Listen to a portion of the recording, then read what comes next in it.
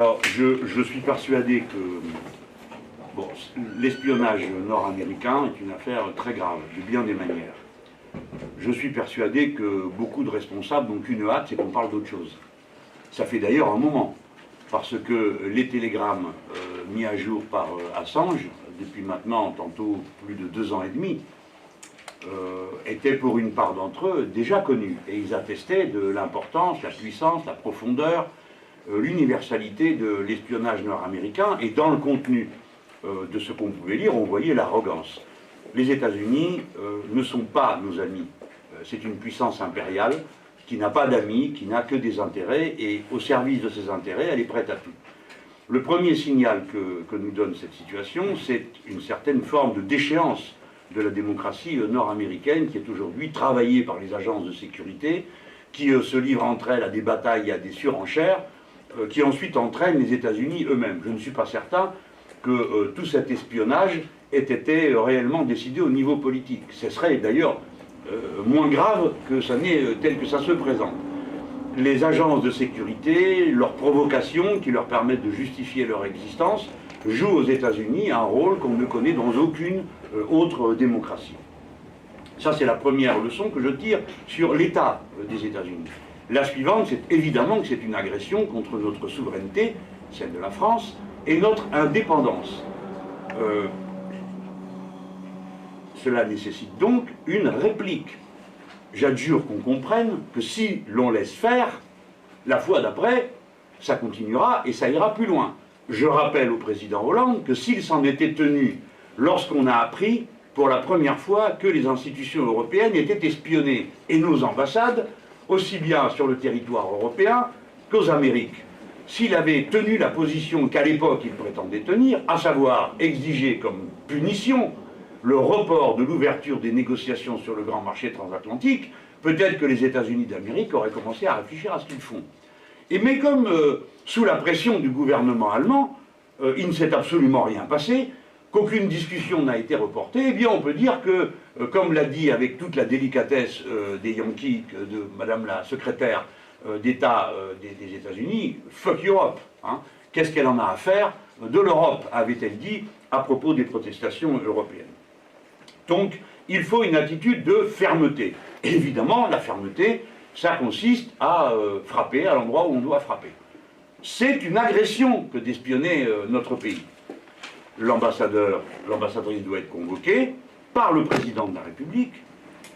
Peut-être même doit-elle être considérée comme persona non grata, jusqu'à ce que quelqu'un d'autre vienne prendre sa place. Ensuite, nous devons naturellement suspendre les négociations sur le grand marché transatlantique. Ce sont deux des premières mesures qui me semblent être conformes à la protection de notre souveraineté et la mise en garde que nous devons adresser. Mais ce n'est pas tout. Je crois qu'un certain nombre de personnes dans ce pays ont une responsabilité personnelle face aux États-Unis d'Amérique. Je pense à toutes celles et à tous ceux qui ont accepté de participer au programme Young Leaders de la French American Foundation, qui est, vous savez, l'espèce d'agence d'influence articulée par la CIA et les autres officines de sécurité nord-américaines. Il y a des gens qui ont accepté et qui participent encore aux travaux de cette fondation. Ils doivent, à titre personnel, puisqu'ils ont accepté de travailler avec cette fondation, exprimer publiquement leur désapprobation de ces méthodes et mettre à distance ceux qui les pratiquent. Naturellement, François Hollande, ça va de soi, qui a été Young Leaders en 1996, mais aussi M. Emmanuel Macron, Mme Marisol Touraine, Mme Najat Vallaud-Belkacem, M. Bruno Le Roux, président du groupe PS à l'Assemblée nationale, et Pierre Moscovici, commissaire européen. Cela est vrai dans les autres partis, bien sûr. On peut évoquer la participation personnelle d'Alain Juppé à cette fondation. Mais je m'intéresse à ceux qui exercent le pouvoir aujourd'hui et s'ils venaient à manquer à la clarté, pourraient donner l'impression qu'après tout, ils sont prêts, du fait de leurs vieilles amitiés et leurs vieux liens, à tout pardonner. Je conclus en vous disant ceci. Comme je l'ai écrit à de nombreuses reprises, le pro-américanisme primaire ne mène nulle part. Les États-Unis d'Amérique n'ont pas des valeurs communes avec nous, comme on ne cesse de le répéter. Je voudrais rappeler qu'outre leurs innombrables participations à toutes sortes de coups d'État dans les Amériques, leur implication dans la plupart des conflits guerriers du monde, ils ont à de nombreuses reprises signifié de la manière la plus claire qui soit la distance qu'ils ont avec les principes que nous défendons. Je rappelle que les États-Unis d'Amérique pratiquent la peine de mort, qu'ils organisent des prisons secrètes de la CIA qui pratiquent les enlèvements et la torture, avec des prisons en Afghanistan, en Irak, en Thaïlande, et qu'il y en a eu, et peut-être y en a-t-il encore, en Pologne et en Roumanie. Je rappelle que la prison de Guantanamo, dont le président Barack Obama avait promis la fermeture lors de son premier mandat, continue à fonctionner et que ceux qui la tiennent sont accusés de crimes contre l'humanité pour s'être livrés à des sévices et des expérimentations sur les détenus que naturellement rien ne justifie. Que les États-Unis d'Amérique sont un pays qui ont le record mondial de personnes en prison, puisque c'est un taux qui est supérieur à celui de la Chine, pour ne prendre qu'un exemple. Il y a 2,3 millions de prisonniers, c'est-à-dire 1% de la population adulte, c'est 8 fois le taux français, 6 fois le taux chinois, et l'apparence et la couleur des détenus signifient la discrimination ethnique qui est à l'œuvre dans cet emprisonnement. Les États-Unis d'Amérique espionnent le monde entier. 2000 personnes travaillent sur la base d'écoute du réseau Échelon au Royaume-Uni. Maintenant, nous les savons aussi, champions de la non-application du droit international sur lequel ils font à intervalles réguliers beaucoup de simagrées.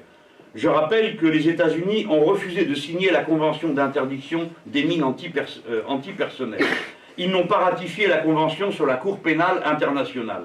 Ils n'ont pas ratifié la Convention internationale sur les droits de l'enfant. Ils n'ont pas ratifié la Convention internationale pour les droits des handicapés. Ils n'ont pas ratifié la Convention de l'ONU sur la biodiversité. Ils n'ont pas ratifié le protocole de Kyoto de lutte contre l'effet de serre. Et ils n'ont pas ratifié 6 des 8 conventions fondamentales de l'Organisation internationale du travail, c'est-à-dire la Convention sur la liberté syndicale et la protection du droit syndical, la Convention sur le droit d'organisation et de négociation collective, la Convention sur l'égalité de rémunération hommes-femmes, la Convention concernant la lutte contre les discriminations et la Convention sur l'âge minimum du travail. Et c'est ce pays qu'on nous cite le plus souvent en exemple, en partenaire, en ami, en allié et modèle qu'il faudrait imiter. Voilà. Le moment est venu, à travers cet événement, de marquer un coup d'arrêt à la façon qu'ont les États-Unis de traiter ceux qui sont censés être leurs alliés et le reste du monde. Pour ma part, je me félicite d'avoir été, dès les premières heures, aux côtés de M. Assange, avec qui, vous vous en souvenez peut-être, nous avions organisé une liaison radiophonique en 2013 et auprès duquel je me suis rendu dans l'ambassade dans laquelle il est retenu prisonnier du fait des intrigues des États-Unis d'Amérique en lien avec le gouvernement suédois, d'incriminations absolument absurdes qui obligent cet homme à rester enfermé dans une pièce de quelques mètres carrés dans une ambassade qui est surveillée jusqu'à la porte même de l'ambassade. Et j'estime que la France s'honorerait en accordant le droit d'asile à lui, M. Assange, mais également à M. Snowden, qui est aujourd'hui en Russie, de manière à ce que ces deux personnes, qui nous ont déjà rendu de si signalés services, puissent d'abord recevoir la nationalité française, puisqu'ils ont fait bénéficier notre pays d'informations qui permettent de protéger sa souveraineté, mais évidemment pour qu'ils nous donnent, avec tout leur savoir-faire, les informations qui nous manqueraient pour savoir jusqu'à quel point s'est étendu les crimes et les agissements des États-Unis sur notre sol. À l'occasion du salon du Bourget, j'ai eu l'occasion d'approcher, comme vous le savez, de nombreux industriels des branches les plus avancées de la technologie française. Tous se plaignent de manière unanime du fait qu'ils sont l'objet d'attaques incessantes. Et il est donc temps d'y mettre un terme. Je sais bien que ces attaques ne sont pas seulement celles des États-Unis d'Amérique, mais il faut que le monde accepte de regarder en face, que tandis que l'on se fait des sourires, de telles activités qui peuvent détruire des pans entiers des industries des uns et des autres continuent à se mener, c'est-à-dire avec la férocité d'une guerre. Les États-Unis d'Amérique doivent recevoir aujourd'hui la réplique que leurs actes inacceptables nécessitent. Vous venez de dire que les Américains ne sont pas nos amis. Est-ce que c'est une déception pour vous de l'administration américaine, car vous évoquiez que le président Obama, à son arrivée, était un espoir par rapport à l'attitude de l'administration sous George Bush? Alors, je ne peux pas parler de déception. Je pense qu'au-delà des gouvernements qui se succèdent aux États-Unis, il y a une politique constante de ce pays. Il y en a d'ailleurs aussi une pour notre propre pays. Donc je ne suis pas vraiment surpris du fait que le comportement impérial se prolonge d'un gouvernement à l'autre. Ce qui est une déception, c'est que Barack Obama, que l'on sentait porteur de toutes sortes d'aspirations à un autre ordre du monde, se soit incliné pour des raisons dont j'ignore la cause réelle, si facilement devant une chose aussi monstrueuse que le maintien de l'activité de la prison de Guantanamo, ou des faits d'espionnage qui sont maintenant bien connus, puisque leurs révélations se succèdent. Je rappelle qu'il y a à peine quelques mois, je ne sais plus tellement les choses vont vite, on a découvert que les services allemands collaboraient directement avec les États-Unis d'Amérique pour espionner les autres pays européens.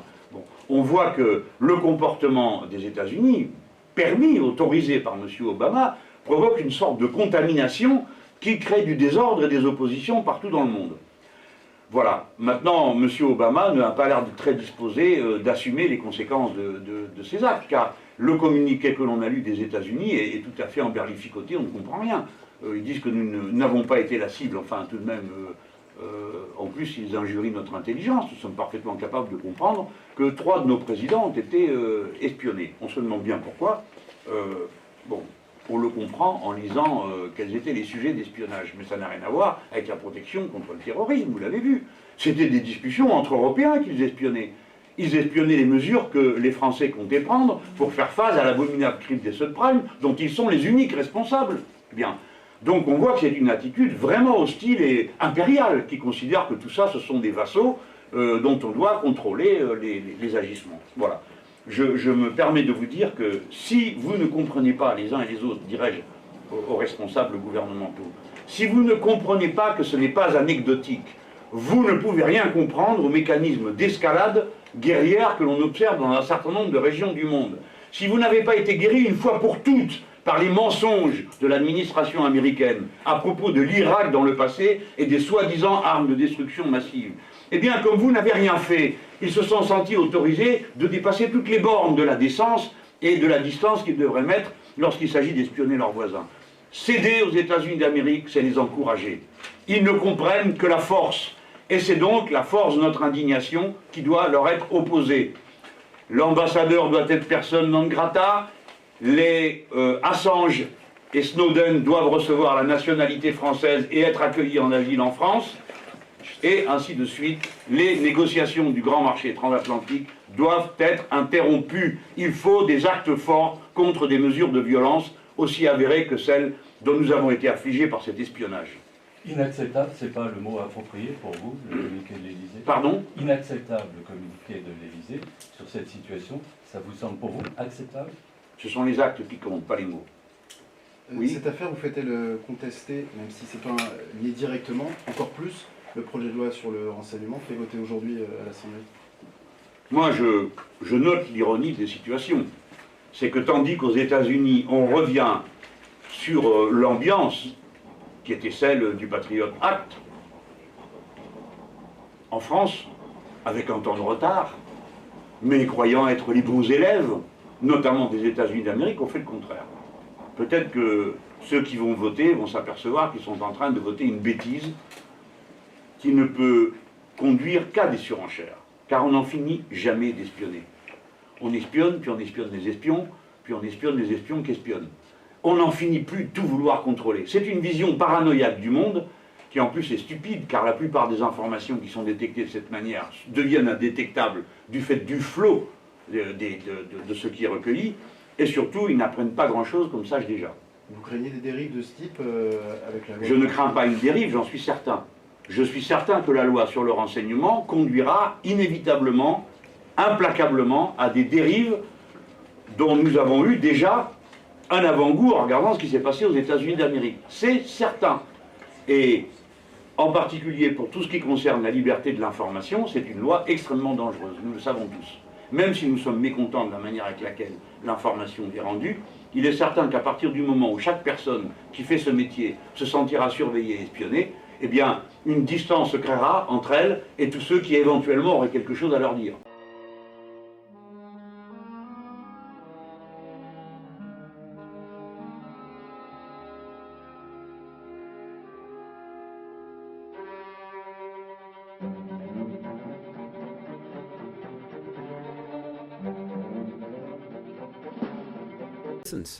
Et il est un fait que les États-Unis et la France ont des liens importants en matière de sécurité. Nous attachons beaucoup d'importance à cette relation.